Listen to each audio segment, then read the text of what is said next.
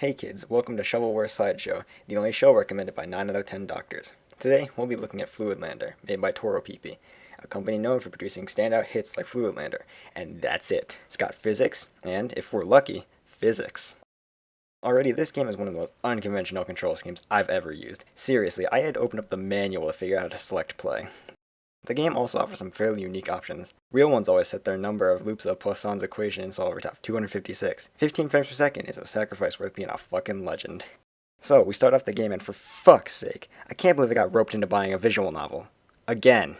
So the story is that this girl needs more RAM sticks to mine Bitcoin. There's a global shortage of RAM because everyone bought Quantum Break. So girl 1 and Eggplant Bitch head over to the local crack addict's house to steal his computers. Silly women. If only girl 1 ran Linux, like me, then none of this would have happened. They get caught and are offered a choice of going to prison for breaking and entering, or the chance to go to space and retrieve rare earth metals for NASA. Obviously, we choose B. Also, there are meteors. That's not important though. First level and I like this. I don't exactly know what's going on, but look at all the colors. This is like if the pilot from Pilowings dropped LSD before doing an Apollo 13. There's also a lot of standout levels in this bitch, such as Heme and The game's also got boss fights. First boss fight is a fan from an Apple II. How to get into space? Tune in next week for another exciting episode of Ancient Aliens. Second boss fight, we wreck Satan's CPAP machine. Very cool. Gotta give props to the developers. This is quite possibly the only game that has a 100% chance of giving me carpal tunnel syndrome by the end of the game. Whoa. I don't know about you, but I would not want to meet this game on a right-wing image board. But we must remember, this game is from Japan, where the symbol has a very different connotation. Actually, no. Fuck this fan. This is about an accurate summation of how this level made me feel. After multiple game overs and one visit to IHOP, I did it.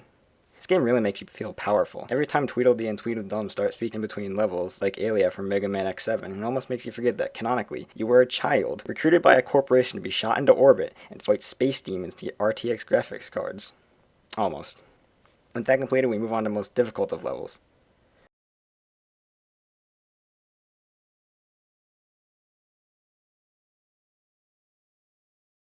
Holy shit, that was intense. On to the next stage.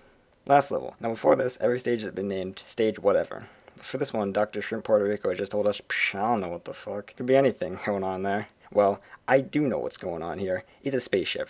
Ancient aliens. And, like the noble bombardier beetle, the spaceship just all over the place when threatened. But we are even more noble. And we just sort of run into the spaceship until it blows up. And the credit sequence is pretty cool too. After this harrowing journey, Girl 1 returns to Earth, and Mr. Doctor can play Civilization 5. However, he tells us, we have an ungood news, and a bad news.